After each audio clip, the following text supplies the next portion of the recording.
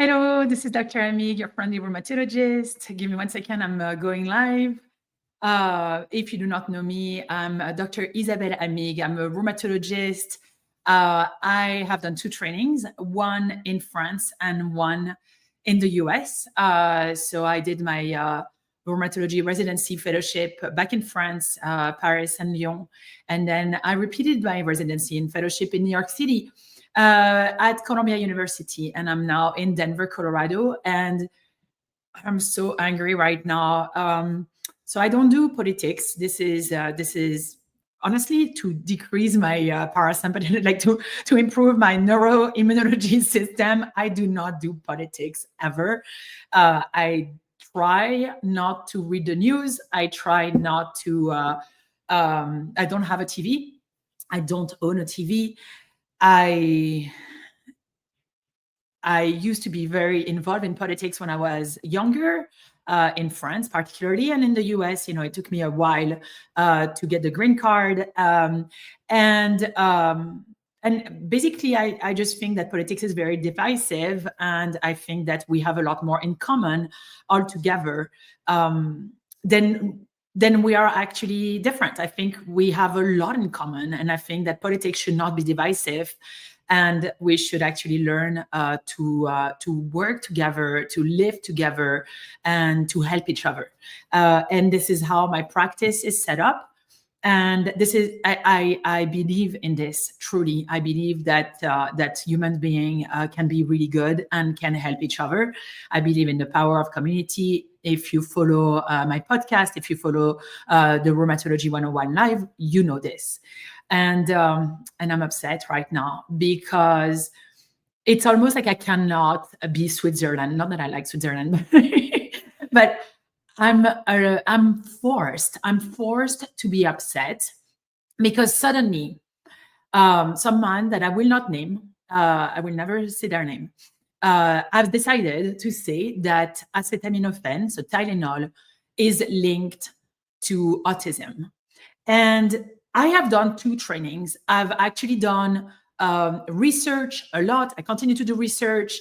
I've worked with some of the, I've worked with Nobel, soon to be potentially Nobel Prize in medicine. I've worked with researchers that are considered some of the most incredible researcher in the nation, both in France and in the US. And what I can tell you is that the more you know, the more you are careful using your words. And to hear that acetaminophen is linked to autism is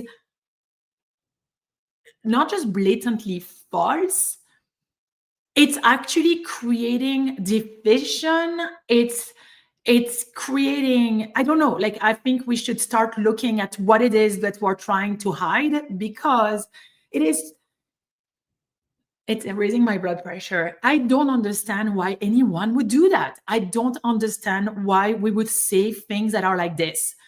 We have used, it's not even a new drug, it's an old drug that everyone has used. But what it is doing is that it's questioning the science, it's questioning the scientists, it's questioning physicians. And we don't deserve that. If you look at the amount of studying that physicians have, I mean, man, I have 17 years of studying. And when I say something, I'm always thinking, okay, what am I saying? Is it proven by science? Is there enough data to support this? Is there new data that has changed this? We look. And then we usually are telling, well, look, this is the study that has been done. This is the studies that have confirmed this. We think this is this, we think this is that. And this is when someone is not knowledgeable in medicine, I have a hair in my eye. When someone is not knowledgeable in medicine, I have found that they have this tendency to say things as if it is matter of fact, and they don't know how to look at data. And so they just say things matter of fact. And it's almost like this craziness where I would want to say tomorrow, rheumatoid arthritis doesn't exist. Yeah, but it does. And people are suffering with it. And people have, there is need for treatment. And And that is blatantly false. But if I say it with enough conviction, will people actually listen to me? And so I wanna share this with the world. Like, you want to be careful who you are listening to. When people are telling you with too much assurance what they have, when they have no MD or DO behind their name, that means that they may not have as many studying as we have in medicine. And AI is not yet there, like in medicine. The other day, I was like talking to Open Evidence, which is a pretty good AI for physician, and it's actually linked to the JAMA and to New England Journal of Medicine. So it's actually pretty good, but they have no idea that there is a vagus nerve stimulator that got FDA approved, and they kept telling, no, it doesn't exist, no, it doesn't exist, to the point that I was questioning myself. So I'm putting, this, like, look at this. Have you not read this? And they're like, no, it's still not being approved. I mean, 5 times before I finally found the FDA approval website with the actually approved. And we're basically saying, hey, like, this is the data from the FDA website itself. It's approved. And they're like, oh yeah. And there's no like, oh, I'm so sorry, it doesn't exist or anything like this. It's like, oh yeah, it's approved, with the same exact tone that they had said, no, it doesn't exist. It's AI. Hopefully not everyone believes AI blindfolded right now. But when a politician is using their clout, their platform, which are watched by millions of, probably billions of people, because especially in the US, like, the world is watching the US, my heart aches, because it takes so much time to gain the public opinion and trust, and having those type of say when it seems crazy for any doctor, any healthcare practitioner, anyone that's educated. Unfortunately, this is also creating distrust, because suddenly you're starting to wonder. I mean, I'm a physician. I have 17 years of training. I've been in the business of medicine and in healthcare as a physician or trainee in becoming a physician since before the 2000s.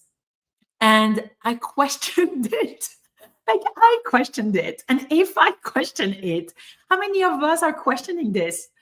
So no, there is no data that supports this. Why? Because correlation doesn't mean causation, because it's really hard to prove that there is any association to anything in the world. And that the more there is something that is used, the more common it is, the more someone that's going to look, it's going to be like, oh, well, I did give Tylenol to my kid when they had a fever, and here they are, they have autism. And number one, autism diagnoses are made here and there a lot more than they ever have made before. So a lot more people are considered to have autism, but that's not necessarily because we have done anything in the world. It's just that the diagnosis of autism is just more broad. There are more flavor to the diagnosis of autism. I'm not a psychiatrist. That's not on me to make the diagnosis, right? So I don't know enough. I can just tell you the things that I know. And as a researcher, what we look at. And so, yeah, of course, like, you're thinking, oh, I did this, I did that. You're always wondering, like, did I do something that caused this? And to prove an association is really hard. And to say this, that's crazy. The problem is that word doesn't even mean anything now. And I want to share this. I want to say, be careful where you're getting your information from. I'm a rheumatologist. If I were to ask for a surgeon's opinion on surgery, this is where I'm going. If I'm asking for oncologist opinion in oncology, I do not go to the surgeon, and I definitely do not go to a politician. If you want to ask about Tylenol, ask pediatrician, ask psychiatrist, ask rheumatologist or pain medicine. We use Tylenol. I've never I've actually never seen anyone with autism in my practice. Maybe one case of autism in my practice that has nothing to do with this, like just had joint pain. Um, we've got to be careful where we're getting our information from. And I really hope, I know that it's not as exciting to hear me than it would be to hear a politician or to hear someone that's trying to sell maybe a supplement or vitamin, I don't know, like, whatever they're making, because I can never be certain 100% of everything, right? I can tell you what I'm looking forward to. I can tell you how incredible medicine is. It's time to trust the actual experts. It's time to actually talk to them. Who's talking? Are they looking at the higher number of followers, or are they actually like caring fully about you? Are they clinicians? Like, you can be a researcher and never see patients. Are they clinicians? Are they actually seeing patients? And when they talk, do they tell you this is for sure this, or are they telling you this is the data that's out there? We've got to be careful. I'm really afraid right now at another of those. I think it's divisive. I think it doesn't help. I think it creates doubt.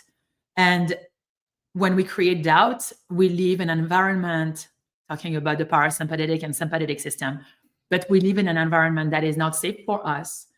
And what I'm gonna just share, this is my part in this whole process, is that I can promise you, I'm here to tell you the data. I'm here to tell you what I know in medicine and in rheumatology to be truth right now. And I promise you that if you are listening to me, this is what I will give you in my humble experience and research. I have 17 years of training and much more of practicing. And I am definitely more qualified than a politician to treat your rheumatology needs. And that is what I offer to you. And I think that that's all I have to say today. This is a sad day. This is a sad day, and I'm scared, and not scared. Maybe that's not the word. I'm afraid. I'm concerned for what is to be. We remember the pandemic and how so many experts were fighting, and like a lot of the experts all agreed, but they were fighting against politicians. And the problem is that there were scientists that actually took the spots of politician or were with those politicians for, I don't know what, for ego purposes. I don't know. And that hurt the science, that hurt the scientific community, but most importantly, it hurt the trust of people in the scientists. It hurt the trust of people in doctors. And yeah, I'm open to whatever you have to tell me that would bring back that confidence in physicians and scientists. I'm open. I think it's time we listen to the general public and we hear what your concerns are. And I'm sorry if I have not necessarily done this, but yeah, from now on, please let me know what do you want to know? What do you want? Where do you want the data to come from? Happy to share, and happy to share anything that I'm learning with you. All right. Thank you so much for listening. Yeah, I'll see you next week. I'm just going to do a plug for our group cohort that's starting. So we have a group from flares to freedom community. The idea is that in a group setting, we heal better, faster, more deeper. And it's led by me as a rheumatologist. You're a rheumatologist, so you have a scientist, you have a rheumatologist, a physician that can answer your question. And it's also with a community of patients so that you have the community, and we bring experts on so that your questions can be answered at a degree that even I, as a rheumatologist, cannot necessarily answer. I'm not a nutritionist, for example, right? Or an EMDR specialist for trauma-based therapy. But we will be bringing those experts onto the platform. We have a really discounted price right now. It's $97 instead of $397 per month.